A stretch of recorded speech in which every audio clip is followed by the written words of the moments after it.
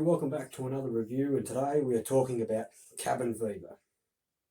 Now, Cabin Fever is a slasher film that came out in about 2002. Now, one of the things that is very cool about this film is that it is a slasher film that takes a slightly different direction in being that the villain of this film is a flesh-eating disease. And when I watched this film, I thought that was a kind of really good little twist on your typical horror movie, especially ones in the slasher genre, and was a little bit like a breath of fresh air in a sense, in where you get most slasher movies that have really big, bulky, intimidating killers that are hard to kill.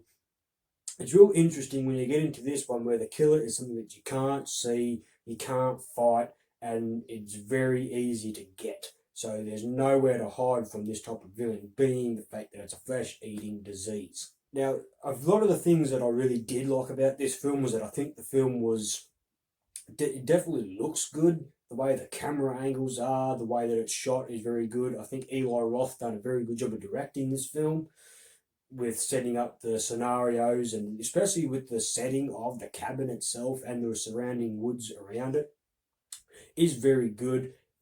So it really does set the tone of where this film is going. A lot of the special effects in this film do look really good. These do look like people who are suffering from a flesh-eating disease. And one thing that was pretty cool about it is that although the flesh-eating disease is the main villain of this movie, no one actually dies from the disease itself. You got one person who gets shot, another one gets eaten by a dog, another Sheila has to be put out of her misery, another bloke gets shot old to fuck, and the other guy passes out, and you see him in the beginning of the next film, which we'll get to later. Unfortunately, that's where the things for me liking this film, unfortunately, end. Now, again, I know that there seem to be a lot of people that seem to like this film from what I can gather.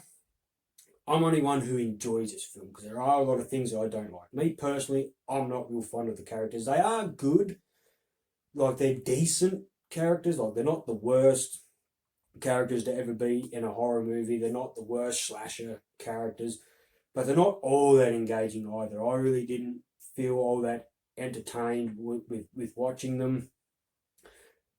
What's the guy's name? Paul, the one that has the long blonde hair.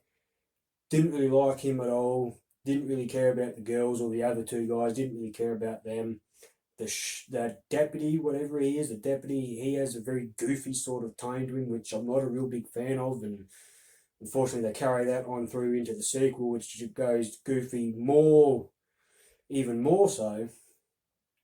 I'm also not a real big fan of the ending. Like, it is a sort of bit of a downer ending, which I do enjoy, but it's not the best ending in my eyes, but that's just me. I'm a bit picky.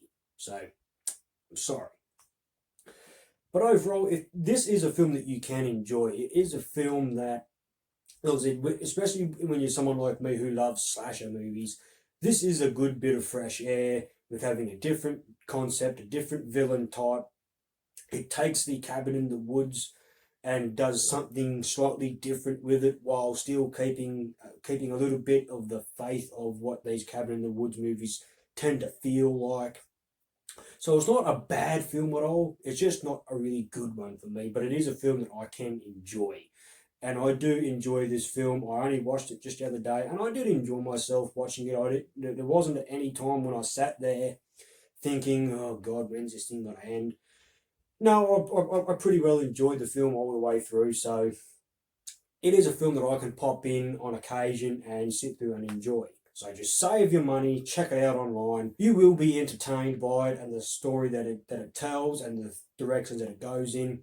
But just save your money, check it out online, and you will be fine. So there you are, everybody. That is my review of Cabin Fever from 2002. Let me know in the comments section down below if this is a film you liked, whether you didn't like it. No matter what the thoughts are, whether you did or you didn't, let me know in the comments section down below what your thoughts are on this film. And what are your thoughts on the sequel? Because I watched the sequel just after I watched the first one, and it's not a film that comes anywhere close to the first one. Spoiler alert. goes in a way different tone that's not good for me. What are your thoughts on that one? Let me know down in the comment section below. Also, guys, don't forget to like and share this video if you enjoyed it, and don't forget to subscribe and hit that notification bell, so that way you can be notified every time I drop another video of another lot of horror movies. So thank you guys very much, and we will see you in the next one.